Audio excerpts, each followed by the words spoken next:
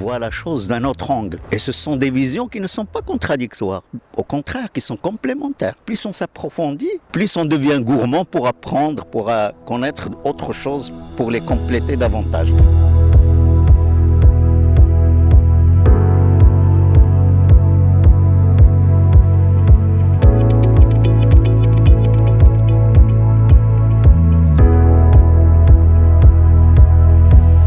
Kinani Abdelmalek, architecte installé à Tanger depuis 1988.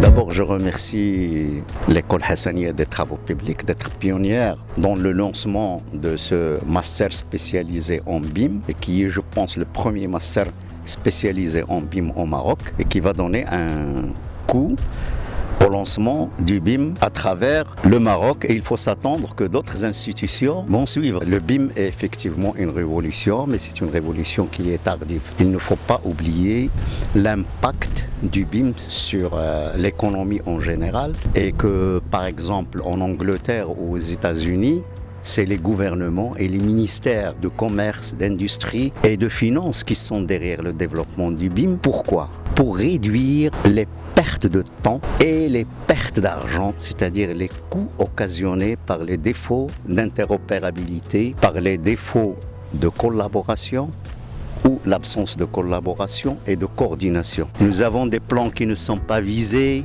nous avons un architecte qui a donné un CD qui n'est pas ouvrable, les retards par-ci, par-là, un problème de planning, de gestion de planning. Et quand on parle de gestion de planning, on parle aussi de gestion financière, d'échéanciers.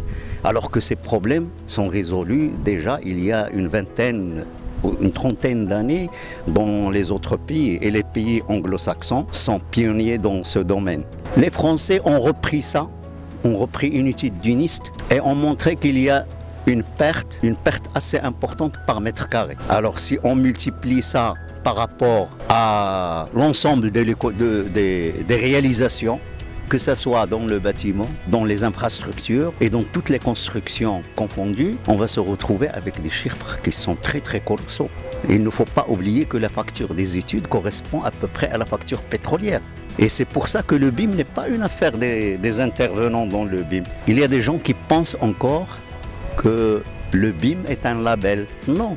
Le BIM est une urgence, est une nécessité pour l'économie nationale. Parce que la dimension temps, la dimension coût sont souvent oubliées. Et si on a une bonne étude, un bon édifort, avec une gestion de la planification 4D et 5D qui correspondent au temps et au coût, et une bonne collaboration, aujourd'hui la technologie le permet.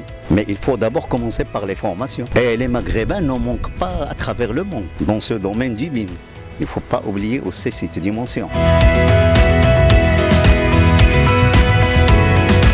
Alors ce module est très important parce qu'il est encadré par des experts internationaux de différents pays, de différents horizons. On a vu une multitude de logiciels. Dans cette formation, il n'y avait pas une partialité par rapport à une plateforme ou par rapport à un logiciel. On a vu l'ensemble des logiciels et on se fait notre propre idée sur l'évaluation de ces plateformes. Et ce qui est encore plus important, c'est qu'on se retrouve avec des ingénieurs topographes, des architectes, des ingénieurs, des maîtres d'ouvrage délégués, des économistes. Les discussions déjà entre, je dirais, élèves, entre stagiaires, entre mastériens, est riche parce que chacun voit la chose d'un autre angle. Et ce sont des visions qui ne sont pas contradictoires, au contraire, qui sont complémentaires. Et donc cette formation, déjà au niveau du 5e module, on commence à sentir encore les lacunes. C'est-à-dire plus on s'approfondit, plus on devient gourmand pour apprendre, pour connaître autre chose, pour les compléter davantage.